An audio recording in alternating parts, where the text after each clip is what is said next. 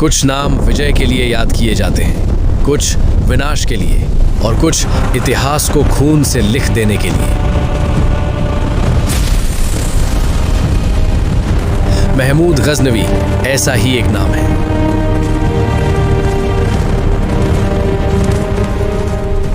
गजनी का शाही महल, रात का अंधेरा। सुना है आज दरबार में कुछ ज्यादा ही हलचल थी।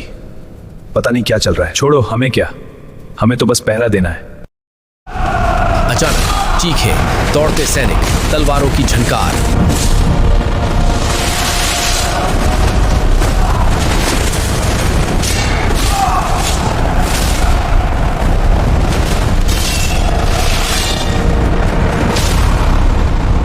सिंहासन के लिए भाई एक दूसरे के खून के प्यासे।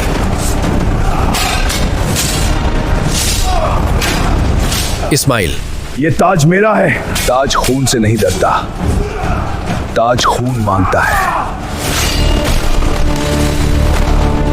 लोहे की आवाजें महल में गूंजती है। रात भर खून खराबा चलता है। सुबह तक इस्माइल कैद और महमूद सिंहासन पर। बैतुराम। गजनी की गलियों में फुसफुसाहट फैलती है। ये लड़का राजा नहीं, खून की आंधी बनेगा। महमूद किसी सुनहरे महल में नहीं, युद्ध की दुनिया में पला था। अब धीरे धीरे सही वार लग रहे हैं। उसके पिता सबुक्तगीन एक गुलाम से राजा बने थे।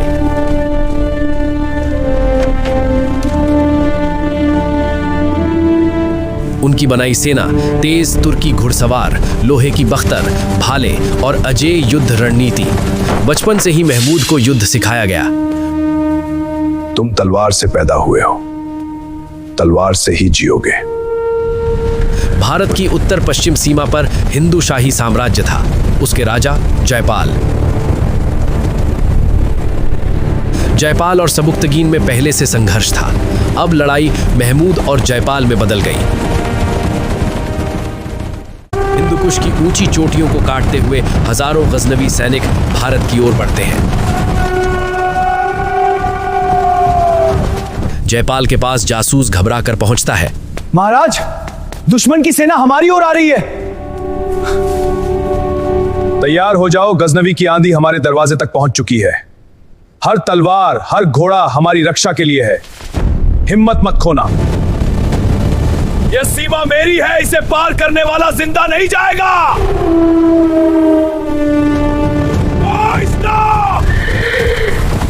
दीवारें अनुमति से नहीं, तलवार से टूटती हैं महाराज। वाय हिंद का भीषण युद्ध होता है।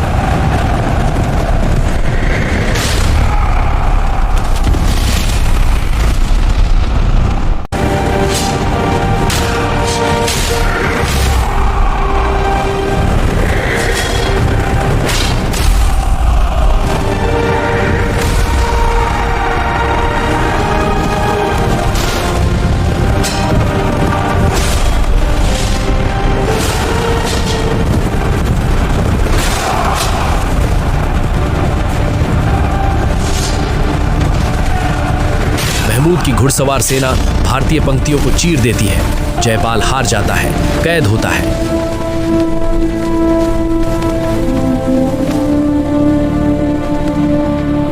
धुंधले युद्ध क्षेत्र में महमूद तलवार उठाकर कहता है, भारत अभी बाकी है।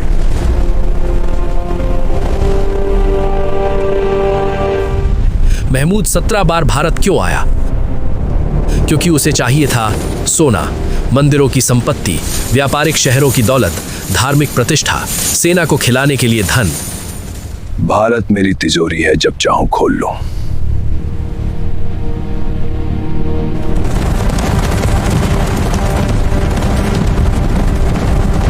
वो हर बार आता, लूटता और वापस चला जाता। मथुरा में वो कहता है, यहां का सोना और धन मेरे लिए लिखा हुआ है।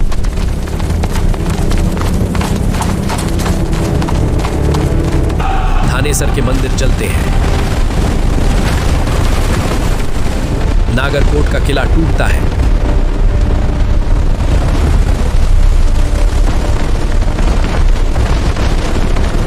कन्नौज के भारी सेना घेरा बनाती है, लेकिन महमूद की तेज घुड़सवारी रणनीति उन्हें तोड़ देती है। भारत बिखरा हुआ था, कोई एक राजा नहीं था जो सबको जोड़ सके। समुद्र किनारे भारत का सबसे समृद्ध मंदिर सोमनाथ।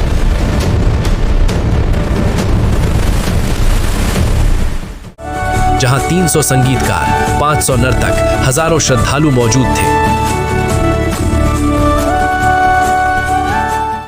महमूद के कानों में अफवाहें पहुंचती हैं। सुल्तान, खबर आई है, सोमनाथ में 56 चांदी खंभे हैं और मूर्तियों की आंखों में हीरे जड़े बताए जाते हैं। तो खजाना वहीं छुपा है, और जहां खजाना हो वहां मैं पहुंच ही जाता हूं। 50,000 सैनिकों के साथ महमूद सोमनाथ पर टूट पड़ता है। यही वो जगह है जो मुझे अमर कर देगी। मंदिर के द्वार पर भीषण युद्ध।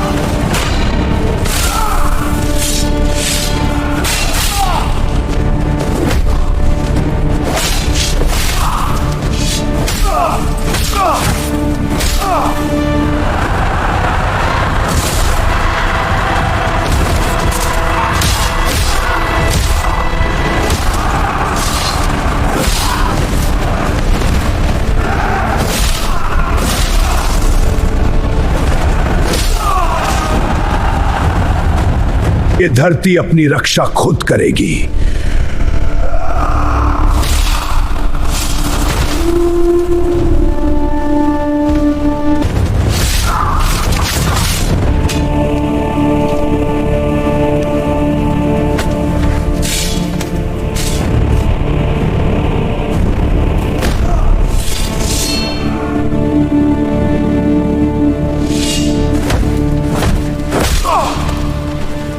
महमूद तलवार जमीन में गाड़ कर कहता है, आज से सोमनाथ गजनी बोलेगा।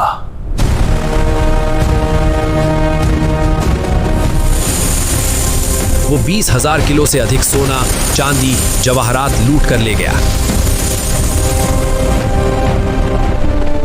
20 साल तक गजनी में टैक्स माफ रहे, हर गली चमकती थी।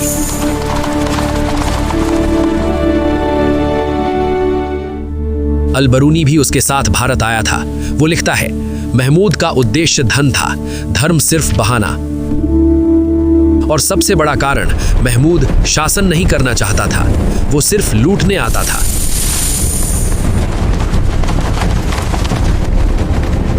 (1030 ईस्वी) महमूद कैंसर और बुखार से तड़प रहा था। आखिरी सांसों में अपने सैनिकों को बुलाकर कहता है, मैंने दुनिया जीती पर मौत को नहीं। उसके मरते ही साम्राज्य बिखरने लगा। कुछ ही दशकों में गजनी खंडहर बन गया। आज भी लोग दो हिस्सों में बटे हैं। एक कहता है वह महान सेनापति था, दूसरा कहता है वह भारत का सबसे निर्दयी लुटेरा था। महमूद तलवार से जीता और तलवार से ही इतिहास में खो गया। यदि आपको यह कहानी पसंद आई, लाइक और शेयर करें और चैनल को सब्सक्राइब करना न भूलें।